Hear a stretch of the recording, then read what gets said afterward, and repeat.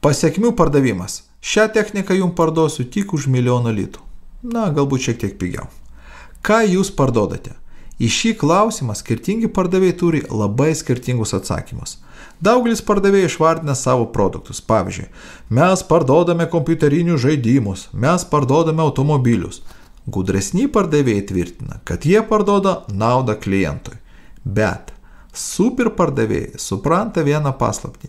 Klientui nereikalingi mūsų produktai, jo nedomina mūsų produktų privalumai ir klientas yra dažnai abejingas naudai, kurią gali suteikti mūsų produktas.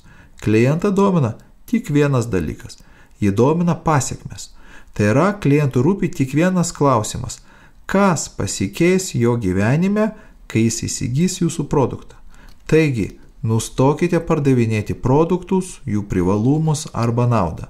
Pardavinėkite pasekmes arba kitais žodžiais istoriją iki ir po. Klientas turi aiškiai pamatyti, kas pasikeis jo gyvenime po to, kai jis įsigys jūsų produktą. Daugelis pardavėjų apsigauna bandydami atsakyti į tokius klientų prašymus. Papasakokit, prašau apie šį produktą smulkiau. Daugelis klientų pats aiškiai nesupranta, ką perka. Jie klausinėja pardavėjo apie produktų privalumus, charakteristikas, kainą, bet savo galvoje paverčia visą tą informaciją pasekmėmis. Jūs labai išsiskirsit iš bendros pardavėjų masės, kai pateiksit klientui štai tokius klausimus apie pasekmes.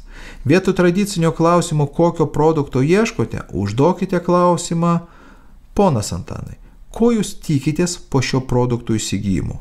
Kas turėtų pasikeisti jūsų dabartinėje situacijoje, kad jūs pasakytumėt, o šis pirkinys tikrai vertas to, kiek aš už jį sumokėjau.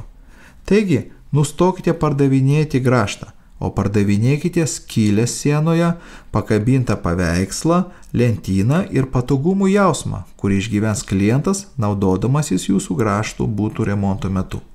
Nepardavinėkite šašlykinės, o pardavinėkite gerą laiko praleidimą gamtoje su draugais, valgančiais gardžius šašlykus. Nekalbėkite apie produktą jo privalumus, o geriau pasakykite, kas pasikeis pirkėjų gyvenime, kai jis įsigys jūsų produktą.